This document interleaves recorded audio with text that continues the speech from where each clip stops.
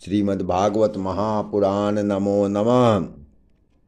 आप ही मुझे कोई अच्छा उचित स्थान दीजिए। कलयुग के वचनों को सुनकर राजा परीक्षित बोले, हे कलयुग, मैं तेरे लिए 4 स्थान निर्धारित करता हूँ। मद्यपान, जुआ, हिंसा एवं पुरुष पर स्त्री गमन। यह सुनकर कलयुग अति विचलित होने लगा और बोला, हे क्षमाशील एवं धर्मात्मा, उपरोक्त 4 स्थान मेरे लिए अपर्याप्त है। मेरा निर्वाह हो पाना बहुत कठिन है। तब राजा परीक्षित ने उसे एक और स्थान प्रदान किया।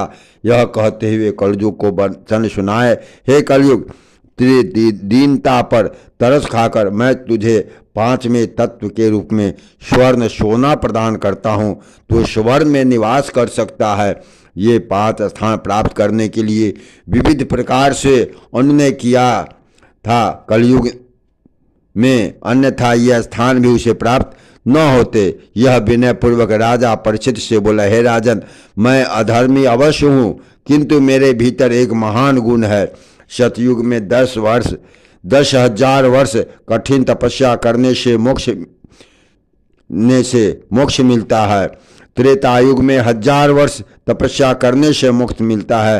द्वापर में 100 वर्ष तक तपस्या करने से, ध्यान करने से मोक्ष गति मिलती है। किंतु मेरे कलयुग में क्षण मात्र में मनुष्यों को मोक्ष गति मिल जाती है। किंतु छत्र मात्र का ही पूजन समय श्रद्धा पूर्ण भक्ति एवं मन की चंचलता को स्थिर रख कर किया जाए।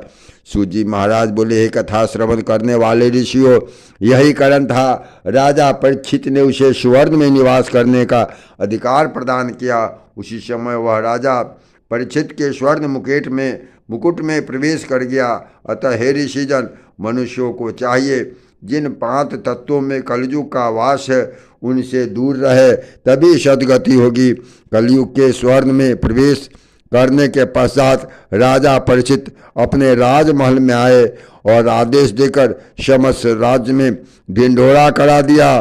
कोई शराब न पिए, जुआ न खेले, साधु संतों का पूर्ण सम्मान करे, पर स्त्री गमन न करे। 2 से राजज्ञा का उल्लंघन करेगा उसे हम स्वयं दंडित करेंगे।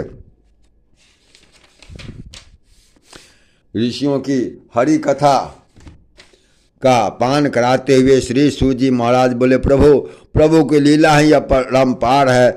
दिन रात जप तप दान धर्म करने वाले महात्मा की अनंत लीलाओं को जान न सके तो सांसारिक मनुष्यों की विषाद